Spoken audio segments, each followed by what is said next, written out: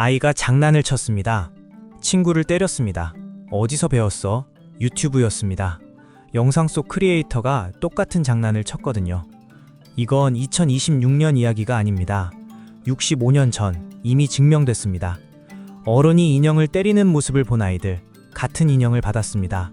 똑같이 따라했습니다. 심지어 더 심하게 했습니다. 당신의 아이는 지금 무엇을 보고 있나요? 1960년대 초 미국 심리학계에는 큰 논쟁이 있었습니다. 아이들은 어떻게 배울까요? 당시 주류 이론은 행동주의였습니다. 보상과 처벌로 학습한다는 거죠. 초콜릿을 주면 행동을 반복합니다. 혼을 내면 행동을 멈춥니다. 하지만 스탠퍼드 대학교의 심리학자 앨버트 반두라는 의문이 들었습니다. 정말 그것뿐일까요? 그는 자신의 딸을 관찰했습니다. 딸은 TV를 봤습니다. 만화 캐릭터가 점프를 했죠. 몇 분 후 딸도 똑같이 점프했습니다. 아무도 보상을 주지 않았습니다. 아무도 가르쳐 주지 않았습니다. 그냥 봤을 뿐입니다. 그리고 따라했습니다. 반두라는 깨달았습니다. 아이들은 관찰만으로도 배운다. 이를 증명하기 위해 실험을 설계했습니다. 1961년 72명의 아이들이 모였습니다. 3살부터 6살까지 스탠퍼드 대학교 부속 유치원 학생들이었습니다. 반두라는 질문을 던졌습니다. 아이들은 폭력적인 행동을 보기만 해도 따라할까? 누가 가르쳐주지 않아도, 보상이 없어도. 실험실에 방 하나가 준비됐습니다. 장난감들이 가득했습니다. 그리고 특별한 인형 하나, 보보 인형이었습니다. 공기를 넣은 큰 오뚜기 인형이죠. 밑에 무게추가 있어서 때려도 다시 일어납니다. 광대 얼굴이 그려져 있었어요. 72명의 아이들을 3그룹으로 나눴습니다. 각 그룹 24명씩. 첫 번째 그룹, 공격적 모델 그룹. 아이들을 1명씩 방에 데려갔습니다. 어른 1명이 함께 들어갔죠. 처음엔 조용히 장난감을 가지고 놀았습니다. 평화로웠습니다. 그런데 갑자기 어른이 보보 인형 쪽으로 걸어갔습니다. 그리고 때렸습니다. 주먹으로 인형의 코를 쳤습니다. 야, 니놈! 발로 찼습니다. 망치로 머리를 내리쳤습니다. 이 녀석 봐라! 인형을 공중에 던졌습니다. 다시 주먹으로 때렸습니다. 정확히 10분간 계속됐습니다. 아이는 구석에서 이 모든 걸 지켜봤습니다. 눈을 크게 뜨고. 두 번째 그룹, 비공격적 모델 그룹. 똑같은 방, 똑같은 보보 인형. 하지만 이번 어른은 달랐습니다. 조용히 장난감만 가지고 놀았죠. 보보 인형은 쳐다보지도 않았습니다. 10분 내내 평화로웠습니다. 세 번째 그룹, 통제 그룹. 어떤 모델도 보지 않았습니다. 그냥 혼자 놀았죠. 10분이 지났습니다. 이제 아이들을 다른 방으로 데려갔습니다. 정말 멋진 장난감들이 있었어요. 트럭, 인형, 소방차, 아이들이 좋아할 만한 것들. 아이들이 장난감을 만지려 했습니다. 하지만 연구원이 막았습니다. 미안하지만 이 장난감들은 다른 아이들 거야. 아이들은 실망했습니다. 약간 화가 났습니다. 이게 의도였습니다. 약간의 좌절감을 만드는 거죠. 그리고 3번째 방으로 데려갔습니다. 여기엔 다양한 장난감이 있었습니다. 평범한 장난감들, 트럭, 블럭, 크레용, 그리고 보보 인형, 똑같은 보보 인형, 망치도 옆에 있었습니다. 연구원이 말했습니다. 여기서 20분간 놀아도 돼. 그리고 나갔습니다. 일방향 거울 뒤에서 관찰했죠.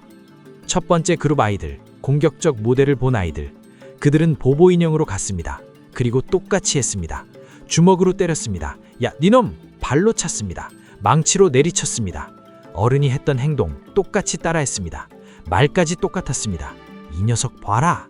심지어 어른이 하지 않은 것도 했습니다. 총을 보보 인형에게 겨눴습니다. 인형을 의자 위에 올려놓고 뛰어내렸습니다. 인형에게 차를 던졌습니다. 새로운 공격 방법을 창조한 겁니다. 평균적으로 20분간 70회 이상 공격적 행동을 했습니다. 두 번째 그룹 아이들, 비공격적 모델을 본 아이들. 그들은 보보 인형을 거의 건드리지 않았습니다. 조용히 다른 장난감을 가지고 놀았죠. 평균 공격 횟수 10회 미만. 세 번째 그룹, 아무것도 보지 않은 아이들. 중간 정도였습니다. 평균 20에서 30회 정도. 결과는 명확했습니다. 공격적 모델을 본 아이들은 3배 이상 폭력적이었습니다. 그리고 더 놀라운 사실, 남자 어른의 공격을 본 남자아이들은 더 심했습니다. 여자 어른의 공격을 본 여자아이들도 마찬가지였죠. 같은 성별의 모델을 더 많이 따라했습니다. 반두라는 멈추지 않았습니다. 변형 실험을 했습니다. 이번엔 아이들에게 영상을 보여줬습니다. 실제 사람 대신 TV 화면 속 어른이 보보 인형을 때립니다. 결과는 똑같았습니다. 화면 속 행동도 따라했습니다. 심지어 만화 캐릭터로도 실험했습니다. 고양이 캐릭터가 보보 인형을 때리는 만화, 아이들은 만화도 따라했습니다. 실제든 영상이든 만화든 보기만 하면 배웠습니다. 그리고 더 무서운 발견, 어른이 보보 인형을 때린 후 보상받는 걸 보여줬습니다. 사탕과 칭찬을. 아이들은 더 많이 따라했습니다. 반대로 어른이 혼나는 걸 보여줬습니다.